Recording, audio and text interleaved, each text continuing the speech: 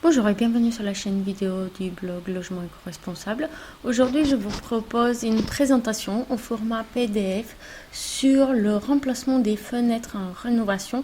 Je vous rappelle que comme toujours, dans la description de la vidéo, vous allez trouver un lien qui vous permet de visualiser la présentation au format PDF et également de la télécharger gratuitement.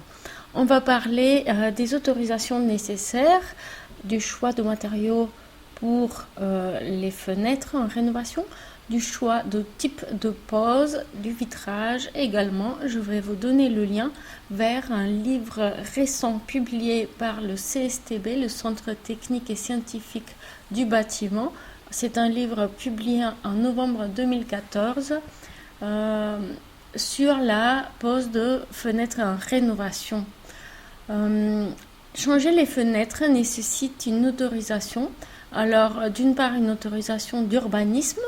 Donc, une simple déclaration de travaux va suffire si vous ne prévoyez pas d'autres travaux de rénovation. Mais également, si vous êtes dans un immeuble en copropriété, il faudra également envisager de remplacer vos fenêtres avec des fenêtres qui répondent aux exigences de règlement de copropriété et également vous assurer d'avoir l'autorisation. Le bois est un matériau très intéressant pour changer les fenêtres en rénovation. Donc le bois propose de nombreux avantages. D'une part, esthétiquement, c'est sans doute un des meilleurs choix en rénovation puisqu'il va s'intégrer parfaitement dans le style architectural d'une maison ancienne, mais également c'est un choix durable et écologique puisque la fenêtre en bois a de très bonnes performances techniques et puis également propose une teinte très agréable. Cependant, la fenêtre en bois doit être entretenue pour entretenir ses performances et sa résistance aux intempéries, le soleil, la pluie. Donc il faudra poser une couche de vernis à l'extérieur tous les 5 ans environ pour maintenir la fenêtre en bon état. Une autre solution, ce sont les fenêtres en aluminium. C'est une solution qui propose également de nombreux avantages, surtout esthétiques, puisque les menuiseries en aluminium sont très fines. Et puis on a un très large choix de couleurs pour les fenêtres en aluminium.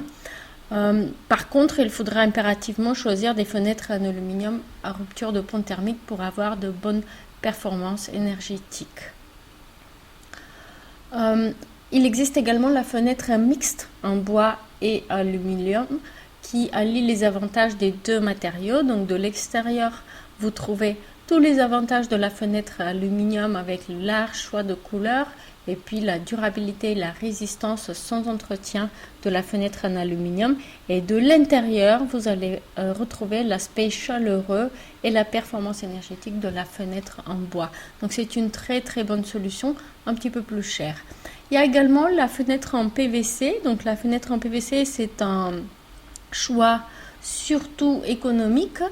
Donc il ne s'agit ni d'une solution écologique ni d'une solution très esthétique. La fenêtre en PVC est le plus souvent blanche. On trouve aujourd'hui des fenêtres en PVC dans bon rapport qualité-prix, une assez bonne performance énergétique. Cependant, au toucher, c'est du PVC et puis à l'aspect, c'est souvent une fenêtre blanche.